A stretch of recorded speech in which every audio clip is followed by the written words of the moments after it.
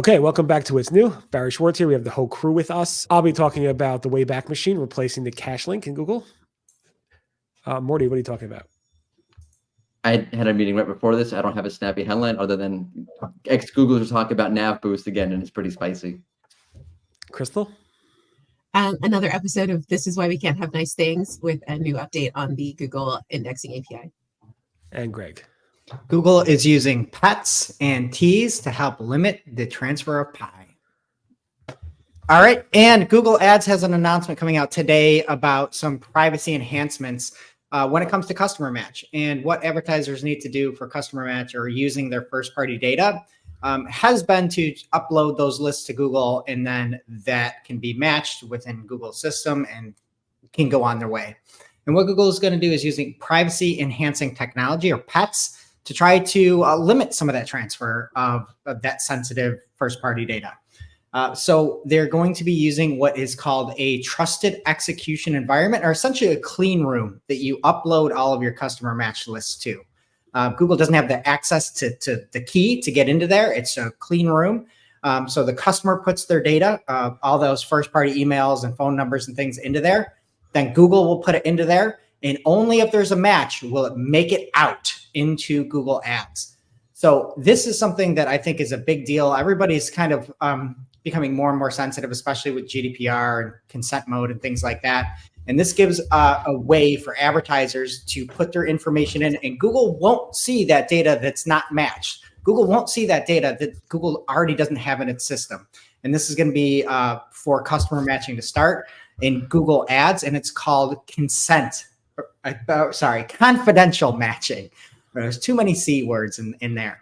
And then one last thing that I think is really cool with this is Google is taking this code and putting it, making it open source, putting it up on GitHub, and they're working with the IAB on this. So this isn't just like a Google initiative. This is hopefully something that will keep some of that data a little bit more private with that PI or personally identifiable information if they don't already exist in that platform system.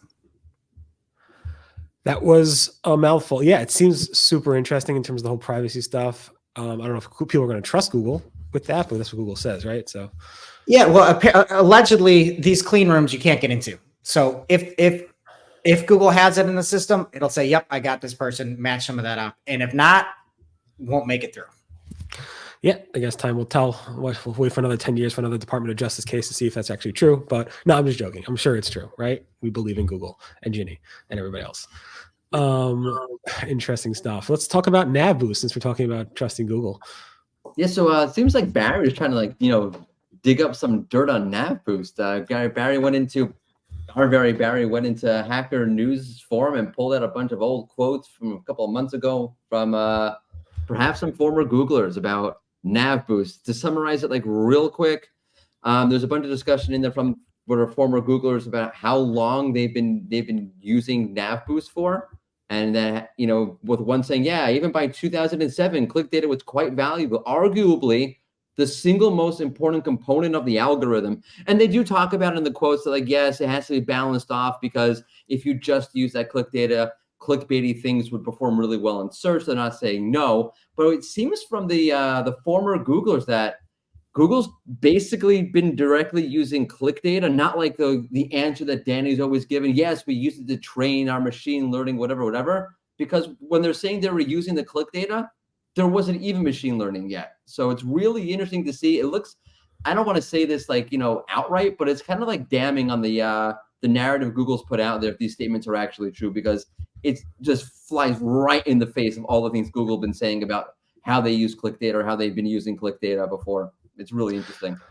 Yeah, what bothers me is now Google's we've always said we use click data. In 2009, we put it 2 words about using anonymized user interactions once on a web page. But I have quotes from Googlers over and over and over and over again saying we do not use Gary, John, you name it, saying we don't use pogo sticking, click user behavior, clicks on pages, many, many times over many, many years, well into 2020, I think. And then Google's oh, we always said we used it. It's just, I don't get this. I don't get this statement. It makes it look really sneaky. I don't trust them anymore. And I feel hurt. I feel hurt because when Google came out and they were saying all these things, you know what? I'm going to take them at face value. I'm going to say they're not lying. And I feel like I was lied to, and I bid on it like a fish on a hook. And I think they're full of crap. One thing, sometimes they say stuff and I feel like it might be semantics and they might be telling the truth. Like, we don't use click-through data. Okay, they have something else that they call it, and they can feel comfortable sleeping at night by saying that they don't use CTR. But what right person in their mind would have a search engine and be able to see that the 4th position gets clicked on more than the 2nd position and not take that into account if they're trying to make the best search engine? And I sit there and I can't sleep at night. I'm like, you know what? They're lying. This is nobody that was trying to make something good would ever take this data and throw it away and say we don't use it. And so I think that's the way that you just need to look, and you can never trust them, never trust anything else that comes out of their mind. And it's just I made that switch at like 2015. I don't believe any of this. None of it. You were ahead of us, but it's Smarter than me. I've been saying on Marketing O'Clock for years. Like, if you had a search engine, why wouldn't you look at this information? So Google. That was my original take on that. It's easy to manipulate. You could get a bunch of people just to click on stuff. It's easy to. That was Google's take. They're so smart. They can balance it out. They have all these machine learning stuff that they can do, so they know like to what extent to trust it and what not to trust. Like but links, right? You know what point, links to count, what links not to count. But to Barry's point, that's why they have to say it. They have to say it so people don't go manipulate it. That's why. So why not say that today? Say, we only said it this way because we didn't want people to manipulate it. And now that it's out of the bag, the cat's out of the bag, we're not going to use it in the future. Or we're going to double down on everything. They never say, "Oh yeah, we goofed." No, things change. Okay, you can say things change, whatever, or not, or we're lying to you because we don't want you to. I get whatever. We could go on forever about this. I agree with you. We got to move on. Yeah, I'm all riled up. I'm feeling very emotional. Stop with the emotions. Put it back in the bag. All right. All right. Talking about. I guess spam or whatever. I don't even transition to this. So, Crystal, what do you got for us? So the Google Indexing API, which anybody who's worked in the recruitment space, you get things on the Google Jobs board, is familiar with. The Google Indexing API has a new warning label on it, which says all submissions through the Indexing API undergo rigorous spam detection. Any attempts to abuse the Indexing API, including the use of multiple accounts or other means to exceed usage quotas, may result in access being revoked. Please learn more about our spam policies. And this suggests to me that Google has caught on to people misbehaving with the Indexing API. They also changed some of the documentation on it. So previously it said, send your request to notify Google of new updated deleted pages. And now it says request approval and quota. Indexing API provides default 200 quota for API onboarding and things like that. And basically, John Mueller has said that most sites that are wrongfully using the Indexing API are spammy. And I may or may not have known some people who have tried this. And yeah, basically they're onto you. If you're using it in a way that you're not supposed to, they're onto you. If you are a job site or a video streaming site, then please go forth and use it appropriately as it was intended to. But if you are using the Indexing API, the clock's a ticking. And I think it ticked away. I mean, I think it's just Google's been talking about this forever, and I think they just like, you know what? Why we keep talking about it? Put in the documentation. Put in the documentation. So they're onto you. They saw you come in.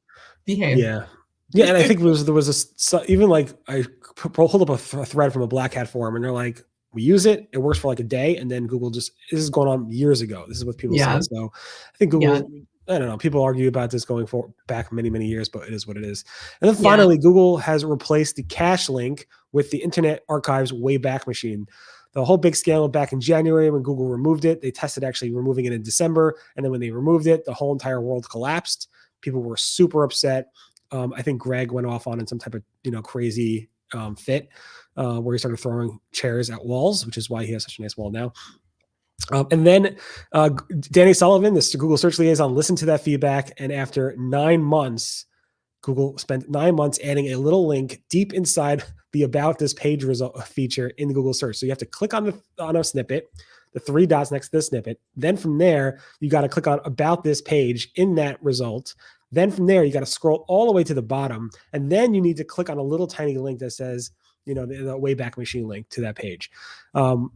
It's there. It's not as visible as the old cache link, which was a very big button right in the main result page. But it's there. And I think the Internet Archive is happy about this. And honestly, I find the Internet Archive's Wayback Machine to be way more useful than the cache link ever. Really, I know SEOs go crazy about this and they argue with me about it, but if you want to see a snapshot of what Google's looking at, either use the URL inspection tool, and if you don't have access to that, use the Google Rich Results testing tool to see it. Otherwise, I think the Wayback Machine is way more useful to see a historical timeline of what's going on. Of course, that link only links you to the most recent cache result from the Internet Archive. If you want to get the real stuff, you can actually remove some ID parameter from the URL, or just go to the Wayback Machine directly and plug in a URL to get the whole timeline of changes. It's a great resource if people aren't familiar with Wayback Machine. And also I hope that Google is like kicking in some money, because every year at the end of the year, Wayback Machine is like, please, can we have some money? So yeah, they're looking after everyone. So I hope Google's like giving them some money for Yeah, but Google's going to say again, the Navboost data shows that no one's clicking on the link we have that's hidden by 4 million layers. So no. Yeah, it's Google trying to appease us. In any event, thanks so much for listening. We are not back tomorrow, but we should be back hopefully Monday with more news from the day. Thank you. Bye-bye. Bye.